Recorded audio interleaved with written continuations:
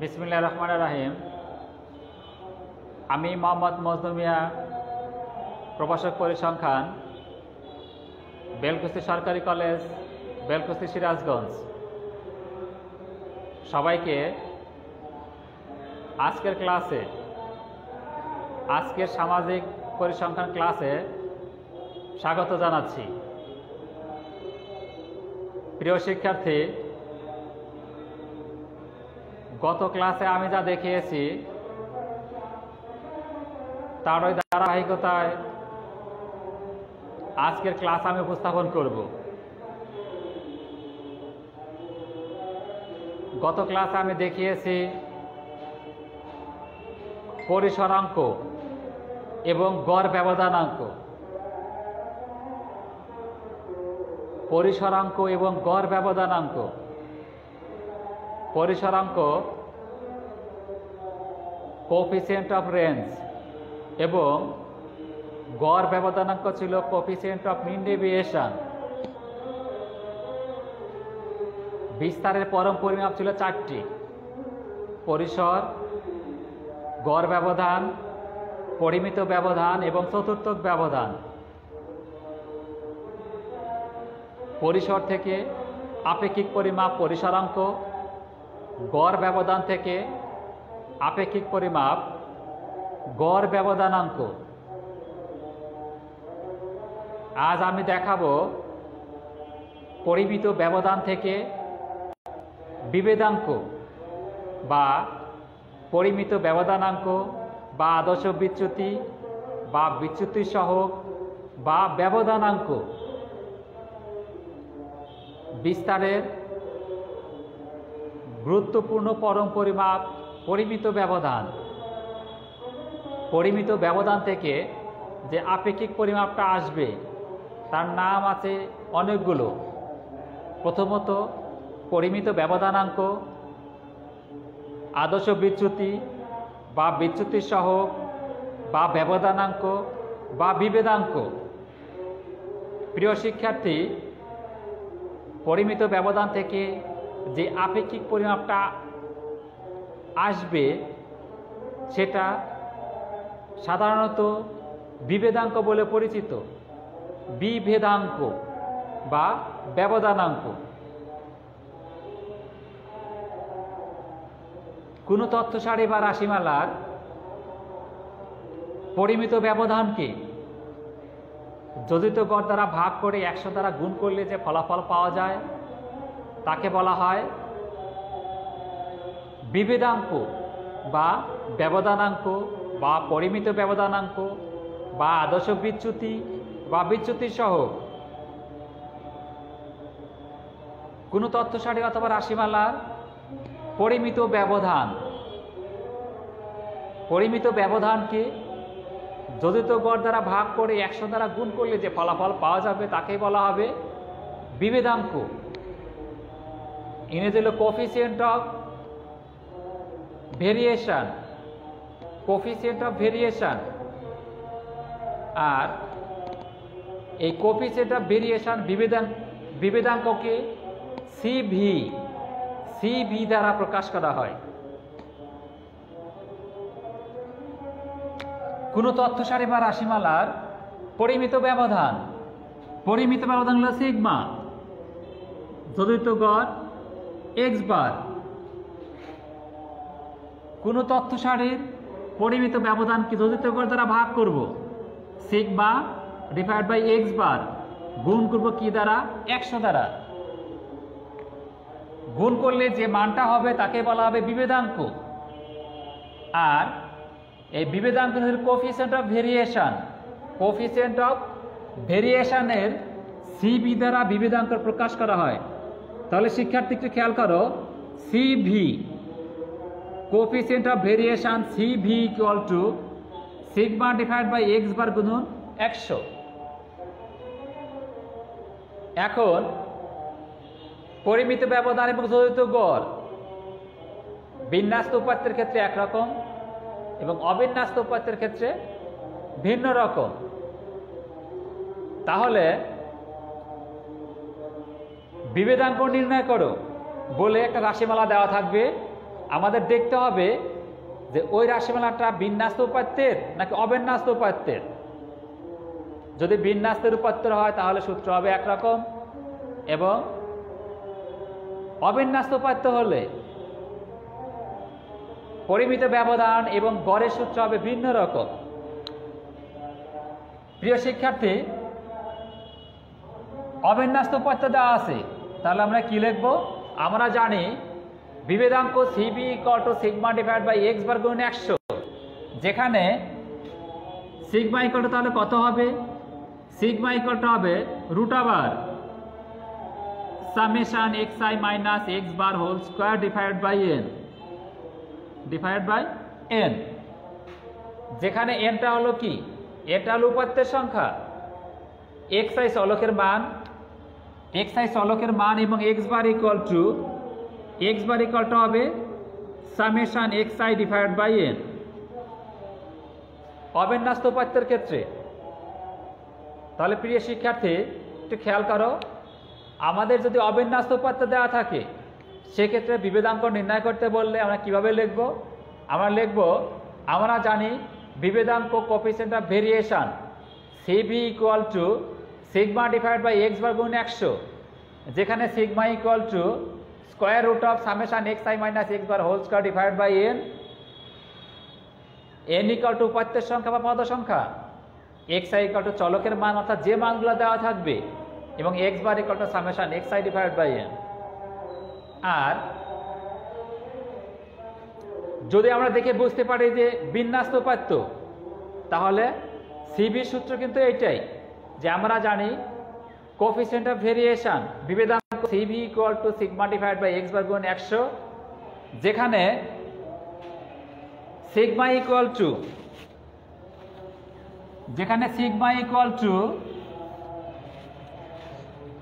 Square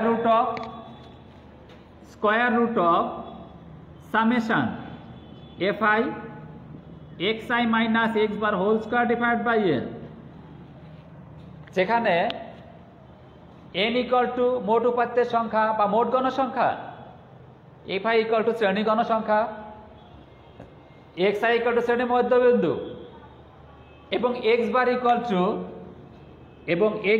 two কি হবে? X bar equal to এখানে হবে summation f i x i divide by n. তাহলে শিক্ষার্থীরা আবার শোনো, বিন্যস্ত উপাত্তের ক্ষেত্রে বিভেদাঙ্ক coefficient of variation CV equal to sigma divide by x bar গুণ 100, যেখানে sigma equal to square root of summation f i x i minus x bar whole square divide by N,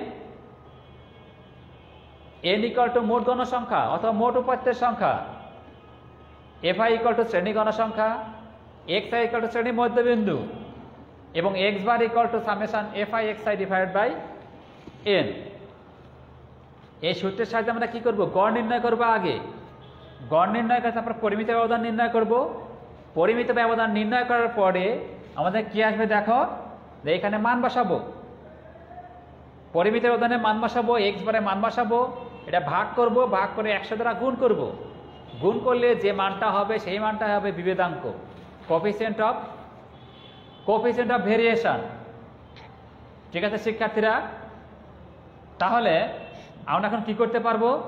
বিন্যস্ত এবং অবিন্যস্ত যে কোনো রাশিমালা বা উপাত্তের ক্ষেত্রে আমরা বিভেদাঙ্ক নির্ণয় করতে পারবো।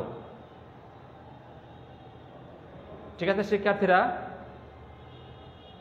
এরপরে যে আপেক্ষিক পরিমাপটা আছে সেটা হলো চতুর্থক ব্যবধান।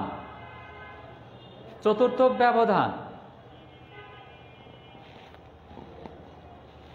ব্যবধান কি নিশ্চয়ই তোমাদের মনে আছে যে কোনো তথ্য সারি বা রাশিমালার তৃতীয় থেকে দ্বিতীয়, দ্বিতীয় থেকে প্রথম চতুর্থকের ব্যবধান, এই ব্যবধানের গড়কেই বলা হয় চতুর্থক ব্যবধান। প্রিয় শিক্ষার্থী একটু খেয়াল করো, তৃতীয় থেকে দ্বিতীয়, দ্বিতীয় থেকে প্রথম চতুর্থকের ব্যবধানের গড় কি, অথবা ওই দুইটা ব্যবধানকে যোগ করে 2 দ্বারা ভাগ করলে যে ভাগফলটা পাওয়া যাবে তাকে বলা হয় চতুর্থক ব্যবধান। এটা কিন্তু আমাদের হিসাব করা হচ্ছে মধ্যমা থেকে অথবা দ্বিতীয় চতুর্থক থেকে। দ্বিতীয় চতুর্থক আবার কার সমান? মধ্যমার সমান। তাহলে এক্ষেত্রে আমরা যখন চতুর্থক ব্যবধানাঙ্ক CQD coefficient of quartile deviation নির্ণয় করব, সেক্ষেত্রে আমরা কি করব? কোনো তথ্য সারি বা রাশিমালার চতুর্থক ব্যবধানকে মধ্যমা দ্বারা ভাগ করব। মধ্যমা দ্বারা ভাগ করে মধ্যমা বা দ্বিতীয় চতুর্থক দ্বারা ভাগ করব। ভাগ করে 100 দ্বারা গুণ করলে যে ফলাফল পাওয়া যাবে তাকেই বলা হবে চতুর্থক ব্যবধানাঙ্ক। ঠিক আছে শিক্ষার্থীরা, আবার শোনো, কোনো তথ্য সারি অথবা রাশিমালার চতুর্থক ব্যবধানকে মধ্যমা বা দ্বিতীয় চতুর্থক দ্বারা ভাগ করে 100 দ্বারা গুণ করলে যে ফলাফল পাওয়া যাবে তাকে বলা হবে চতুর্থক ব্যবধানাঙ্ক CQD coefficient of quartile deviation. তাহলে প্রিয় শিক্ষার্থী, CQD coefficient of quartile deviation, coefficient of quartile deviation equal to, তাহলে কত হবে দেখো, QD quartile deviation divide by median into 100, যেখানে কিউডি অবিন্যস্ত উপাত্তের ক্ষেত্রে কিউডি ইকুয়াল টু কত? QD equal to Q3 minus Q1 divided by 2. মধ্যমা M equal to n plus 1 divide 2 তম পদের মান, n প্লাস 1 ডিভাইড বাই 2 তম পদের মান, n বিজোড় হলে, আর n জোড় হলে মধ্যমা M equal to n by 2 তম পদের মান প্লাস n বাই 2 প্লাস 1 তম পদের মান ডিভাইড বাই 2। এখান থেকে আমরা এই সূত্র ব্যবহার করে কিউডি নির্ণয় করব। কিউডি নির্ণয় করব। হ্যাঁ প্রিয় শিক্ষার্থী, একটু খেয়াল করো, এখানে কিউওয়ানটা কি? প্রথম চতুর্থক, আর কিউওয়ান ইকুয়াল টু হলো 1 into n plus 1 divide by 4 তম পদের মান, Q3 equal to 3 into n plus 1 divide by 4 তম পদের মান, আর মধ্যমা M equal to n plus 1 divide by 2 তম পদের মান। এই সূত্রগুলোর সাহায্যে আমরা কি করব? Q1 Q3 M বের করব, বের করে কিউডি বের করব। কিউডি বের করার পরে এখানে মান বসাবো, কিউডি ডিভাইড বাই মিডিয়ান গুণ 100, অর্থাৎ চতুর্থক ব্যবধানকে মধ্যমা দ্বারা ভাগ করব, ভাগ করে 100 দ্বারা গুণ করলে যে মানটা হবে সেটাই হবে কোফিসিয়েন্ট অফ কোয়ার্টাইল ডেভিয়েশন, চতুর্থক ব্যবধানাঙ্ক। ঠিক আছে শিক্ষার্থীরা, এটা হলো কার ক্ষেত্রে? অবিন্যস্ত উপাত্তের ক্ষেত্রে। যদি বিন্যস্ত উপাত্ত হয় তাহলে দেখো,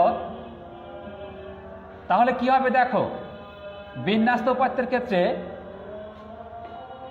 সিকিউডি coefficient of quartile deviation QD divide by median গুণ 100, QD equal to QD quartile deviation QD equal to Q3 minus Q1 divide by 2, এবং এইখানে একটা পার্থক্য, Q1 ইকুয়াল টু কত?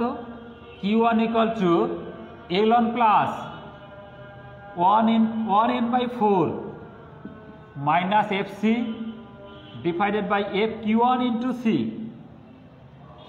Q3 equal